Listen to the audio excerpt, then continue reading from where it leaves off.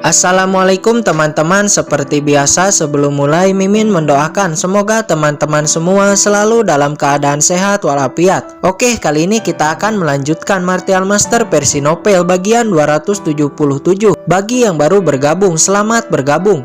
Dan bagi yang belum subscribe dulu lah agar Mimin tambah semangat lagi nih bikin videonya. Oke, kalau sudah kita langsung masuk ke isi ceritanya.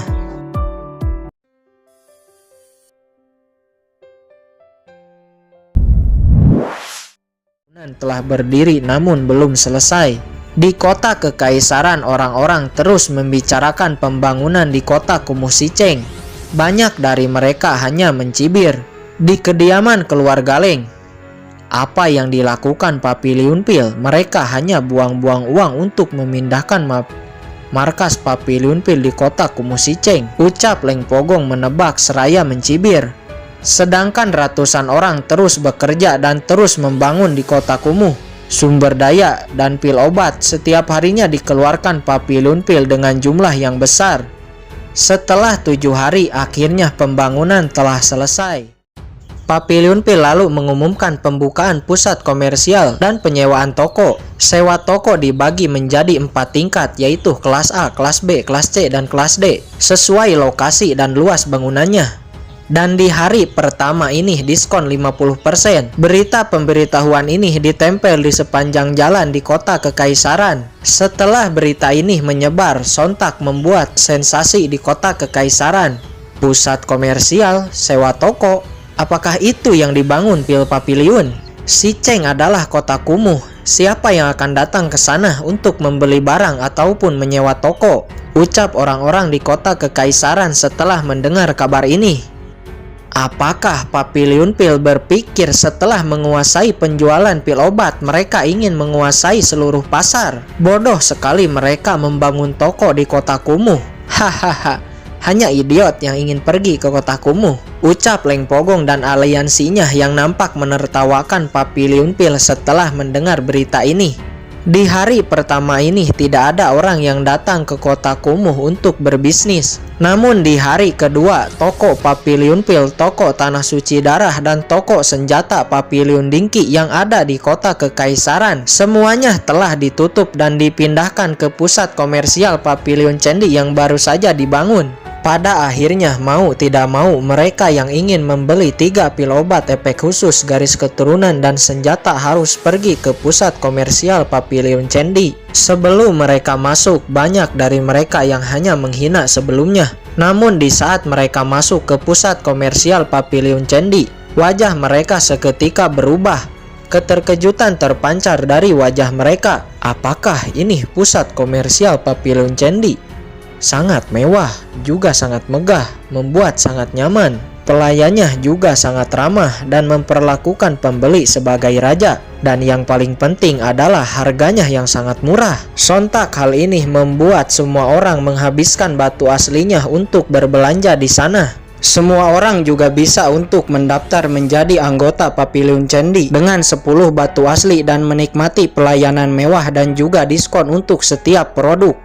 Yang membuat semuanya terkejut juga adalah tersedianya ruang kultivasi di Papiliun Cendi.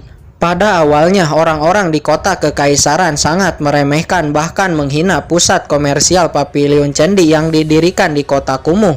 Namun setelah berita ini menyebar, semua orang di kota kekaisaran mulai berbondong-bondong pergi ke pusat komersial Papiliun Cendi. Bahkan semua area di Papiliun Cendi dipenuhi banyak orang. Xiao Chen, ini semua adalah keuntungan kita hari ini, kata Zhao Qinpeng yang nampak gemetar karena senang di saat melihat laporan keuntungan yang besar. Subo, Nan Gongli, Yelo Hongtao, budak hitam, dan lainnya juga terkejut karena senang.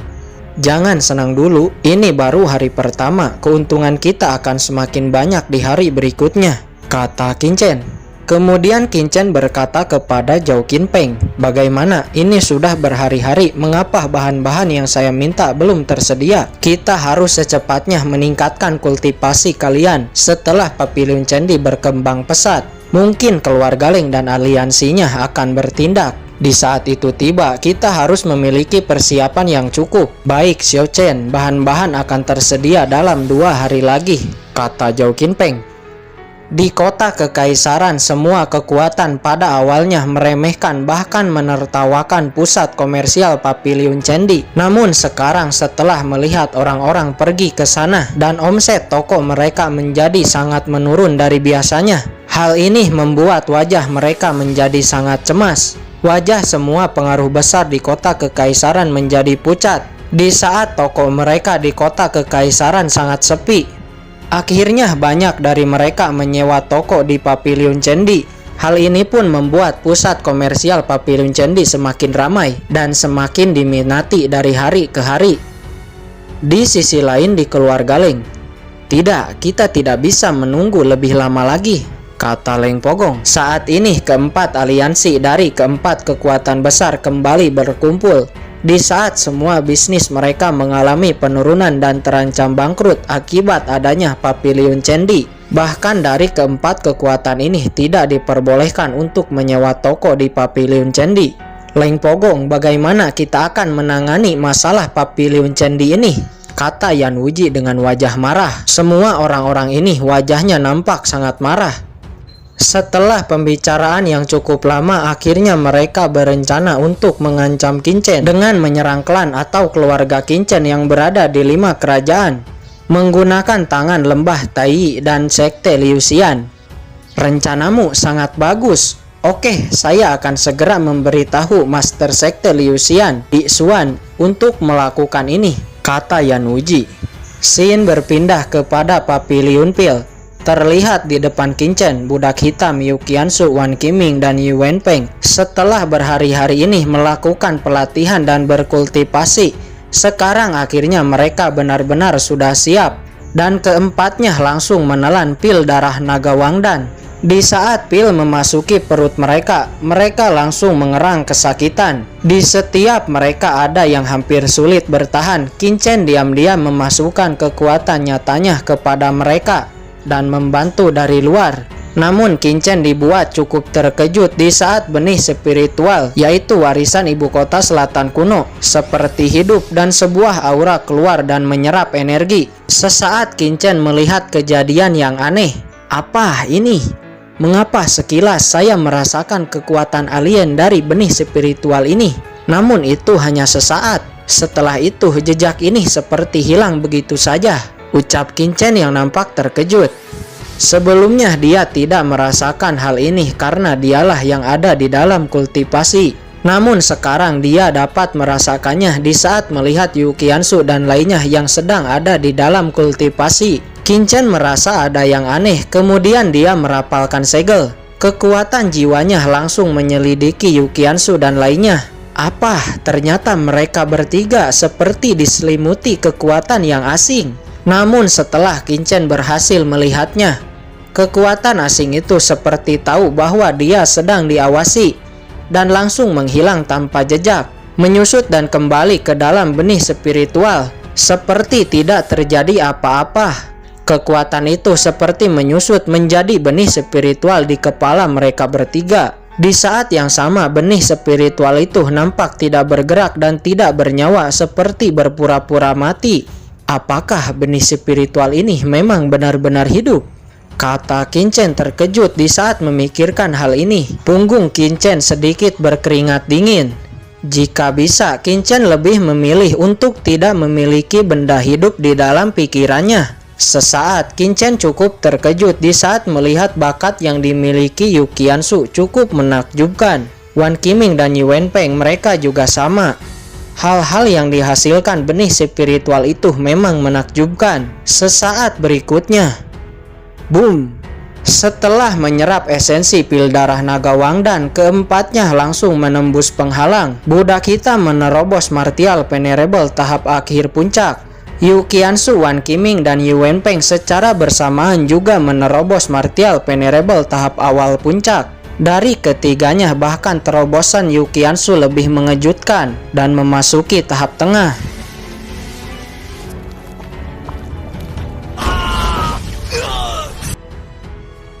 Mereka sangat berterima kasih kepada Qinchen karena berkat pil darah naga Wangdan mereka sekarang telah menerobos. Bukan hanya karena pil darah naga Wangdan, tapi semua ini juga berkat benih spiritual, kata Qinchen. Saat ini Qinchen belum bisa memastikan apa sebenarnya benih spiritual ini, tapi tidak bisa dipungkiri benih spiritual ini seperti membantu terobosan mereka. Di saat mereka sedang senang, tiba-tiba Qinchen teringat kepada kakek, teman, saudara, dan lainnya yang ada di 5 kerajaan dan memiliki firasat buruk di hatinya. Indra keenam Qinchen seperti merasakan sesuatu. Apa masalahnya? Mungkinkah keluarga Ling sedang merencanakan sesuatu? Kata Qinchen di saat sebuah pikiran terlintas di kepalanya. Memikirkan hal ini, mata Qinchen langsung memadat. Awas saja jika keluarga Ling berani melakukan sesuatu kepadanya, saya akan membuat keluarga Ling menjadi rumah berdarah. Tuan, ada apa? Kata budak hitam bertanya di saat melihat wajah Qinchen yang nampak marah. Budak hitam, kamu segera pergi ke 5 kerajaan. Ajak Yu Qianzu dan lainnya. Jika bisa, bawa semua keluargaku ke sini. Bawa labu hitam ini juga untuk berjaga-jaga, kata Qinchen. Qinchen, apakah kamu curiga keluarga Ling berencana untuk menyerang 5 negara kita? Kata Yu Qianzu yang merubah ekspresinya. Wajah Wan Qiming dan Yu Wenpeng juga nampak berubah. Ya, kamu juga telah menerobos Martial Venerable. Kembalilah ke 5 negara bersama budak hitam. Bawa juga Xiaojan dan yang lainnya. Setelah itu kembali ke sini. Bawa Ling Tian dan Zhang Yin dan keluarga saya. Siapapun yang ingin datang ke sini, bawa juga semuanya, kata Qinchen dengan ekspresi yang serius. Melihat keseriusan Qinchen dengan masalah penting yang menyangkut keluarganya ini, budak hitam juga semakin serius. Oke tuan, bawahan akan segera pergi ke 5 negara, kata budak hitam. Kemudian budak hitam, Xiaojan dan yang lainnya bersiap-siap untuk pergi menuju 5 negara. Oke guys, sudah dulu ya. Jangan lupa subrek biar lanjut terus ceritanya. Bagi yang sudah subrek, mudah-mudahan dimudahkan rezekinya. Mimin undur diri. See you next and goodbye.